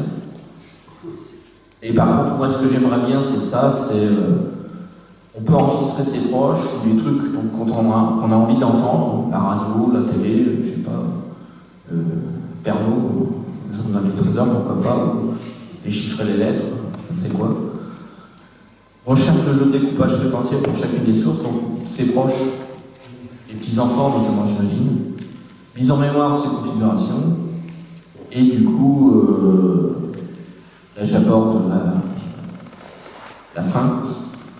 Donc, qu'est-ce qu'on a fait, nous? On a testé plein de trucs. Donc, sur des dispositifs, des amplificateurs, la salle, les microphones, entre les versions analogiques, numériques. Qu'est-ce qui se passe pour la réponse implicionnelle? Est-ce que c'est valide? Ça, c'est en cours. Et ce que je vois apparaître, c'est pas bon pour la notion de réponse implicionnelle. Ça marche pas bien. Et en comparant des mesures, je peux déconvoluer. Bon, c'est pas facile, mais on peut essayer de déconvoluer au mieux. Et après, à partir des réponses implicionnelles, simuler des mesures. Puis une fois qu'on a des mesures simulées, on les compare. Objectivement, perceptivement. ça se passe pas bien. Prototype de sourdine de trompette, phénomène acoustique dans la grille source, donc les problèmes de modélisation de microphone ou d'effet de proximité. Précorriger un système de calage, un calage de ce qu'ils appellent le sono. C'est le truc sur lequel on est comme mémoire. Et il y a même eu classé des guitaristes rock. C'est-à-dire qu'en fait, à partir d'enregistrements, et ça c'était un premier mémoire qui s'était fait dans le cadre de la classe d'acoustique musicale, ils avaient fait des guitares, en fait, des guitares électriques, donc sans caisse de résonance, et ce qu'ils avaient changé, c'était juste l'essence en fait du bois pour le corps. Et ils ont fait des enregistrements, et en fait ce qui leur sort, c'est qu'on a réussi à classifier les musiciens, pas les bois. C'est-à-dire que les musiciens réussissaient à faire ce qu'ils voulaient, enfin ceux qui avaient un niveau certain, les autres non, et de toute façon c'était pas intéressant donc trop à écouter. Donc les débutants, ça donnait des différences, mais sur la même guitare ça donnait aussi beaucoup plus de différences presque. Donc du coup, des choses bizarres. Et même essayer d'aller voir, dire bah, tiens, j'ai un enregistrement, un disque, où se situe le chanteur, la basse, la batterie, etc. Donc conclusion et perspective, parce que je vois que analyse modulaire synthétique, on peut utiliser ce que l'on veut comme découpage fréquentiel. Resynthèse, partielle, totale, etc. C'est vous qui voyez. Et on peut regarder ce qui est objectivement intéressant et perceptivement intéressant. C'est pas la même chose. Formation à l'oreille, alors des personnes musicales jusqu'au, pourquoi pas les oreilles d'or, les sous-marins ou les espions. Démasquage de phénomènes si on prend la précaution de ne pas limiter la gamme des fréquences étudiées. Typiquement, il faut aller faire des mesures, notamment dans les sources acoustiques, à partir de 0 Hz. Ou très haute fréquence, si c'est des phénomènes très haute fréquence. Les applications médicales et audio testées montrent que ça paraît quand même pas mal intéressant, ce truc-là. Et on peut utiliser ça pour tout type de signaux temporels.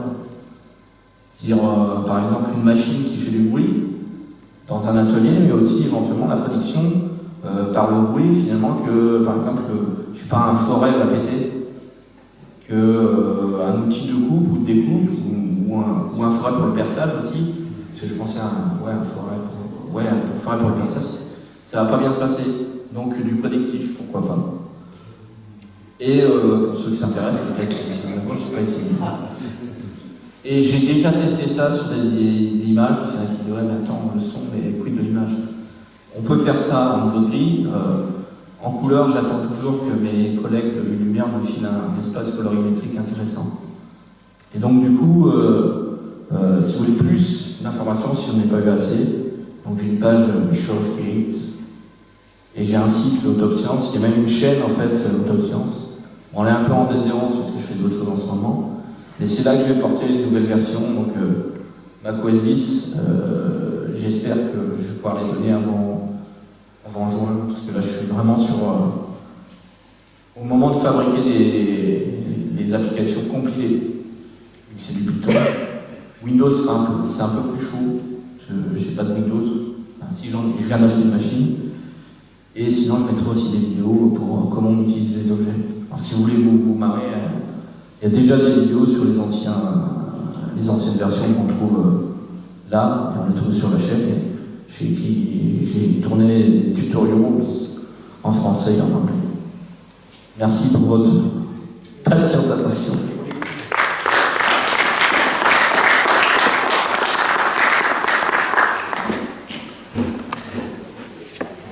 C'était long.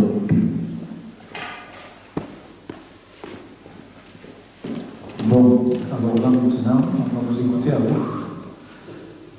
Sinon, on peut faire une after après, si on sait l'idée de la salle.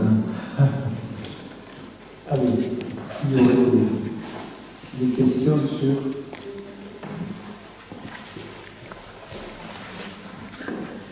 Bonsoir, merci. Voilà, et la voix, s'il vous plaît. Quand pensez-vous pouvoir détecter un corbeau? C'est-à-dire en fait l'identification vocale. L'identification vocale. Alors il y a eu beaucoup de débats dans les années 2000 sur la notion d'empreinte vocale. Alors il y a des gens, notamment aux États-Unis, qui disent qu'ils savent le faire. Il y a beaucoup de gens qui disaient qu'il y avait tellement de paramètres qui variaient, et on est à un niveau de qualité au niveau des outils de montage, mixage, etc., que je pense que c'est très difficile cette question-là. Pour l'instant, je suis très limitatif avec Sierra. Autant il y a l'empreinte digitale, autant l'empreinte vocale, il y a des choses, mais regardez en fait ce que font les imitateurs, alors qu'ils n'ont pas le même appareil vocal, enfin buccal, la même physionomie au départ.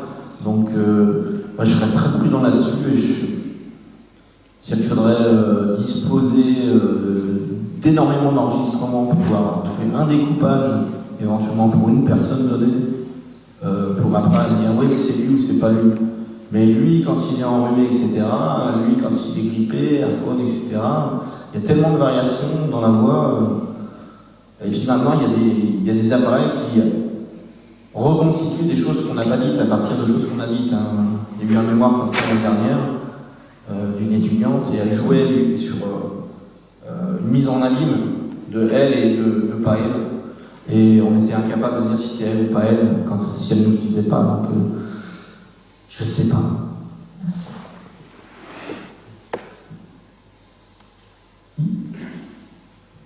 Je pense que c'est plus une histoire de charlatans qui disent qu'ils savent le faire. Ou alors la NSA sait le faire. Mais pas moi. Mais ils ne le diront pas. Ils éviteront 50 ans. Voilà. On déclassifiera. Oui, c'est le gros problème du deepfake qui commence à envahir même l'image. Ça n'est que le début. À mon avis, on va bientôt trouver des vidéos où on aura Trump qui fera du Trump, mais peut-être plus exagéré, alors que ce ne sera pas lui qui l'aura fait.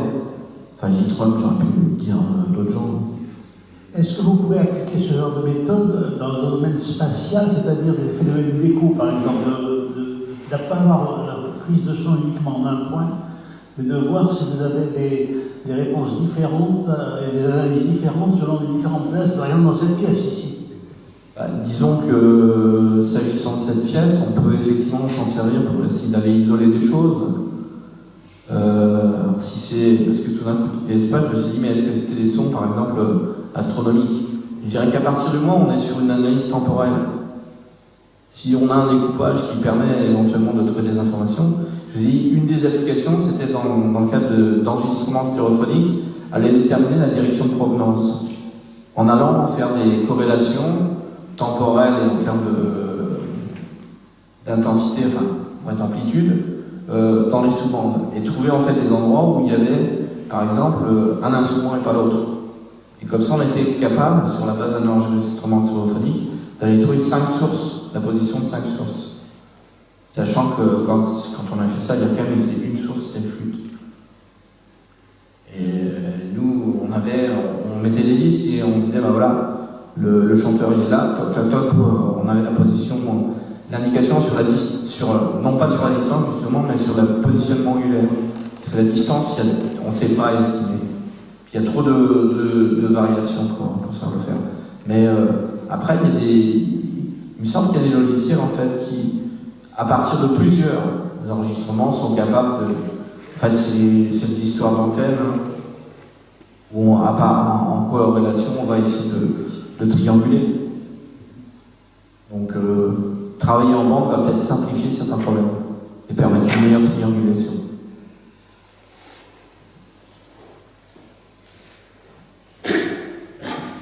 Moi, j'aurais une question pour revenir sur les ondelettes. Pourquoi l'analyse par ondelette marche bien sur l'image et ne marche pas bien, selon vous, sur le son?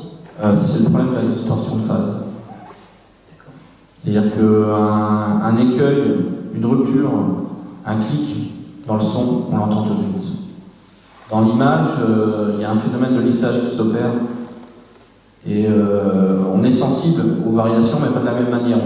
J'ai l'impression qu'on est plus tolérant du point de vue de la vision qu'on ne l'est en fait du point de vue de l'audition. Et donc, mais c'est parce que les sens, c'est pas les mêmes sens. C'est-à-dire qu'au départ, je vais faire une projection, au départ, c'est un sens d'alerte, l'audition. Si on entend un truc, on dit oulala, c'est proche, c'est pas proche, et puis qu'est-ce qu'on fait tout de suite? On tourne la tête. Donc du coup, le développement des sens, c'est pas fait de la même manière. Donc on a peut-être besoin finalement de signaux qui comportent moins d'accidents en fait du point de vue du son. On est moins tolérant. Disons que dans la continuité, c'est-à-dire la moindre discontinuité, on va dire il y a un clic, il y a un truc qui ne va pas. Sur l'image, je pense qu'on va s'en accommoder, puis peut-être aussi qu'on lisse, qu'on floute, naturellement, peut-être mieux. Mais je sais que dans les onglettes, les filtres qu'ils utilisent, ça améliore en termes de déphasage. Là, je vous ai mis des filtres zéro phase. Donc des filtres symétriques, c'est pour ça que ça ne peut pas tourner en temps réel non plus. Mais donc du coup, il y a zéro distorsion de phase, en fait, dans aucune des bandes. Et là, je pense que c'était mon souhait, c'est-à-dire ne pas toucher à la phase, juste jongler sur l'amplitude. Et pour la resynthèse, pareil.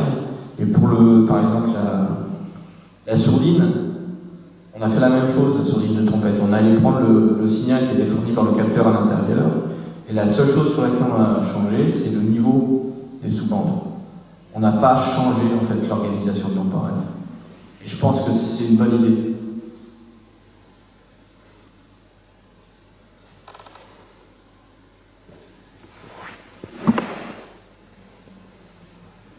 Pour les prothèses, on peut imaginer que ça va rentrer dans une prothèse, les calculs en sous-bande? Non. Je sais pas, il faut voir la... Mais qu'est-ce qui se passe en fait éventuellement? On aura un truc, peut-être pas Wi-Fi, mais je sais pas quoi là. Et le calcul sera déporté dans le téléphone portable ou dans un petit boîtier. Et à ce moment-là, je pense que la question, c'est de savoir est-ce qu'on a besoin de faire un défiltrage aussi violent que je l'ai fait. C'est-à-dire, est-ce qu'on peut se contenter, je sais pas, d'avoir une atténuation de 40 dB sur une dizaine de Hertz? Je pense que ce sera un gros progrès par rapport à ce qui se fait. Donc, du coup, ça va réduire la demande en calcul. Bon, après, la phase la plus gourmande, en fait, c'est la phase de réglage. Mais à l'arrivée, on peut le faire avec un ordinateur. Et après, avoir des presets embarqués, auquel cas les filtres, en filtre oreille gauche et filtre oreille droite, qui sont déjà fixés, ou alors on en change, dire ah bah non, là, je suis dans un environnement bruyant, je mets mon filtre gare, mon filtre métro, mon filtre marché, mon filtre, je coupe tout parce qu'il y a trop de monde. Pour l'instant, il est certain que ça consommerait tellement que la pub n'aurait qu'une durée de quelques minutes ou peut-être une heure. C'est pour ça que je pense que c'est pas dans la prothèse qu'il faut le mettre. Pas dans la prothèse. Mais je crois qu'ils ont commencé à avoir des traitements en fait, qui sont déportés. Hein. Je serais pas surpris, ou au moins au stade prototypique, je serais pas surpris d'apprendre en fait qu'ils font tourner des trucs soit dans des tablettes, soit dans des téléphones, soit dans des petits dispositifs qui sont dans la poche. Bon, après, je sais pas si c'est bon pour le cerveau d'avoir un truc qui chauffe. Mais bon, si c'est dans l'oreille que ça chauffe, je sais pas si mieux non plus. Donc là, ce qu'il faut voir, c'est ce qu'on est capable de faire d'un point de vue miniaturisation. Parce qu'en plus, il ne faut pas que ça se voit, parce que sinon, on refuse de porter les prothèses. Disons que les calculateurs, maintenant, ont des puissances considérables, dans des volumes très, très réduits. Mais par contre, l'énergie consommée, il faut la fournir. Et les piles qu'on trouve dans les prothèses sont quand même limitées en termes de puissance. Ça s'est amélioré, mais... On va arriver bientôt vers le bout. Alors, pour la dernière question, il faut se dépêcher. S'il n'y a pas, il restera à vous remercier beaucoup. J'espère que ça vous a intéressé. De ce que vous nous avez donné à entendre et à constater. Mais merci. Merci beaucoup.